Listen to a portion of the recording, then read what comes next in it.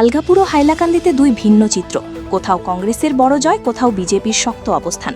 অসম বিধানসভা নির্বাচনের ভোট গণনায় দক্ষিণ অসমের দুই গুরুত্বপূর্ণ আসন আলগাপুর কাটলিছড়া ১২২ নং এবং হাইলাকান্দি ১২১ নংতে সামনে এলো দুই ভিন্ন রাজনৈতিক ফলাফল। আলগাপুর কাটলিছড়া ১২২ নং বিধানসভা সমষ্টিতে কংগ্রেস প্রার্থী জুবায়ের এনাম মজুমদার বিপুল ব্যবধানে জয়লাভ করেছেন। তিনি মোট ১,৪৪,৮৩১টি ভোট পেয়ে তার নিকটতম প্রতিদ্বন্দ্বী অগপা প্রার্থী জাকির হোসেন লস্করকে বড় ব্যবধানে পরাজিত করেন। অগপা প্রার্থী জাকির হোসেন লস্কর পান মোট ৩৯,৯৬০টি ভোট। ফলে কংগ্রেস প্রার্থী জুবায়ের এনাম মজুমদার ১,০৪,৮৭১ ভোটের বিশাল ব্যবধানে জয় নিশ্চিত করেন। বিৰাটেই ভাল লাগিছে। আজি 35 ইয়াৰ্ছৰ ল'ৰা এজনক আজি দলে ইমান ডাঙৰ অপৰচুনিটি এটা দিলে যে তিনিজন চিটিং বিধায়কৰ বিৰুদ্ধে ইলেকশ্যন খেলিবলৈ আমাক যোনটো অপৰচুনিটি দিলে, আৰু ইউথ কংগ্ৰেছ, স্পেচিয়েলি ইউথ কংগ্ৰেছৰ প্ৰতি মই থেংকফুল থাকিম। কাৰণ ইউথ কংগ্ৰেছে আজি ইমান ডাঙৰ এটা গুৰুত্বপূৰ্ণ চিটত আৰু ইমান টাফ এটা চিটত যে এই চান্স এটা দিলে ফাইট কৰিবলৈ, সেইটো কাৰণে মই সদায় থেংকফুল থাকিম। আৰু যোনটো ৰাইজৰ পৰা যি মৰম মই পালোঁ, যেনেকুৱা মেণ্ডেট মই পালোঁ, সেইটো কাৰণে মই গোটেই লাইফ মই থেংকফুল থাকিম। আৰু যেনেকুৱা মৰম পাইছোঁ, কিমান ঘূৰাই দিব পাৰিম মই নাজানো, কিন্তু মই মোৰ 100%কৈ বেছিও যদি কিবা দিব পাৰি, এই দি মই এই মেণ্ডেটৰ প্ৰতি মই সন্মান জনাব ট্ৰাই কৰিম। আমাৰ চাওক Barak valley, not only Hailakandi, পূৰা বৰাক ভেলীৰ চবতকৈ ডাঙৰ ইছ্যুটো হ'ল যে আমি অলৰেডি বঞ্চিত, কিন্তু আমাৰ পলিটিকেল পাৱাৰ এটা আছিলে যে আমাৰ 15টা চিট, কিন্তু যেতিয়া এই 15টা চিটৰ পৰা 13টা চিট কৰি দিলে, আজি দুটা চিট যেতিয়া কমাই দিলে, আমাৰ যোনটো অলৰেডি বঞ্চিত মানুহ, কিন্তু আমাৰ যোনটো পলিটিকেল ভেলুটো আছিলে সেই ভেলুটোৱে কমাই দিলে। চ' এইটো আছিলে আমাৰ আটাইতকৈ ডাঙৰ ইছ্যু। কাৰণ ডিলিমিটেশ্যন হ'ব বুলি আমি আশাবাদী, আৰু ডিলিমিটেশ্যনৰ কাৰণে আমি ফাইট কৰি যাম, যাতে হাইলাকান্দি আৰু বৰাক ভেলীয়ে যোনটো সন্মান হেৰুৱাইছে সেই সন্মানটো ঘূৰাই আনিবলৈ আমি চেষ্টা চলাই যাম।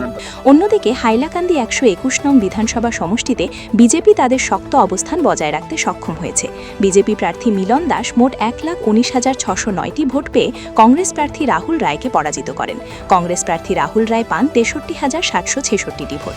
এই আসনে বিজেপি প্রার্থী মিলন দাস ৫৫,৮৪৩ ভোটের ব্যবধানে জয়লাভ করেন। দুই আসনের এই ফলাফল দক্ষিণ অসমের রাজনৈতিক সমীকরণে একদিকে যেমন কংগ্রেসের শক্তিশালী প্রত্যাবর্তনের ইঙ্গিত দিচ্ছে, তেমনি অন্যদিকে বিজেপির স্থিতিশীল জনসমর্থনের ছবিও স্পষ্ট করছে। প্রথম আমি আমার হাইলাকান্দি বিধানসভার যারা ভোটার রয়েছেন ওনাদেরকে আমি আমার অন্তরের অন্তঃস্থল থেকে ধন্যবাদ জ্ঞাপন করি। কারণ ওনারা নির্বাচনের দিন, ভোটদানের দিন যেভাবে ভোটদান প্রক্রিয়ায় অংশগ্রহণ করেছেন, তার জন্য একটা বৃহৎ ব্যবধান, ৫৫,০০০-এর উপরে ভোটে আমি জয়ী হয়েছি। তো আজকের দিনে আমার দায়িত্ব অনেক বেশি, এবং একটা জিনিস আমি আপনাদেরকে বলি যে আমরা এমন কোনো সংখ্যালঘু পোলিং স্টেশন নেই যেখান থেকে আমরা সংখ্যালঘু ভোট পাইনি। তো আমাদের অনেক দায়িত্বও বেড়ে গেছে। আর হাইলাকান্দি বিধানসভার জন্য মাননীয় মুখ্যমন্ত্রী ৪টা ইনস্টিটিউশন ঘোষণা করেছেন, একটা মেডিকেল কলেজ, একটা ইঞ্জিনিয়ারিং কলেজ, একটা ইউনিভার্সিটি, একটা ক্যান্সার হসপিটাল। এগুলার খুব তাড়াতাড়ি করে এগুলার জন্য স্থান নির্ধারণ করা, এগুলার শিলান্যাস করা, এগুলার কাজ শুরু করা, এবং অনেক দায়িত্ব রয়েছে। তার বাইরে হাইলাকান্দির যেগুলো স্থানীয় সমস্যা রয়েছে, অনেক সমস্যা রয়েছে, নাগরিকদেরকে নিয়ে আগামী দিন নাগরিক সভা করে সবার মতামত নিয়ে টিম হাইলাকান্দি হিসাবে কাজ করার আমার আশা রয়েছে।